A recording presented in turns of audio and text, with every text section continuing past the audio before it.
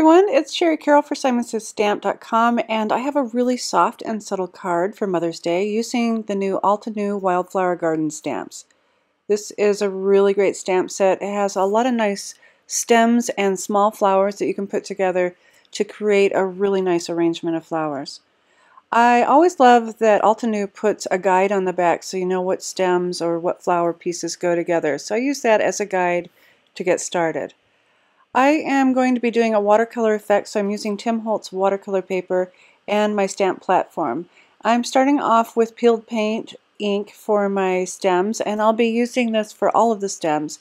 And I'm doing a watercolor technique where I'll be using my mister and I'm spritzing this just a little bit until that ink bubbles up on the stamp.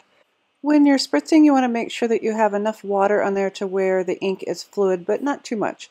Then press onto your paper really gently. And now you have a really nice watercolor effect. I'll continue building up the bottom portion of my greens by adding in smaller images using the same color ink and the same technique.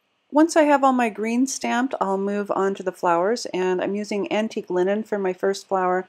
And again, I'll be inking up the stamp and spritzing it with water just a little bit. These are small images, and then pressing it really gently onto that paper.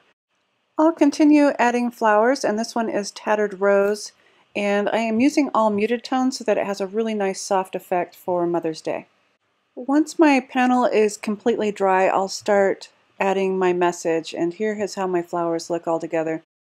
I have overlapped my images so that it looks realistic, and I have drawn a pencil line to where I want to add my message. I'm using the flat and fold alpha die set, and these are half letters that will fold over once you die cut them into your paper. I found it really easy to use my post-it note tape and to align my letters to the bottom edge.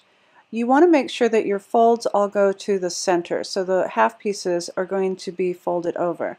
And with a pencil line, I can add this to my panel really easily, just following the guide and figuring out where I want this to sit from the left or the right, and then placing this down.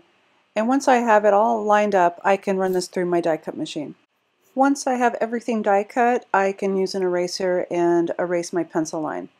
I have folded over my letters using my bone folder, and I've also used Simon Says Stamp tacky glue to glue down the other half.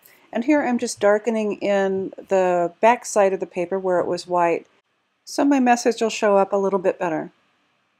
Since there's an opening on my card, I thought it'd be fun to put some book text behind, and I've used some fun foam all on the back of my card and left the openings of the letters, and I'm using my double stick tape so that I can place this right onto the book text and make sure everything's lined up from the front.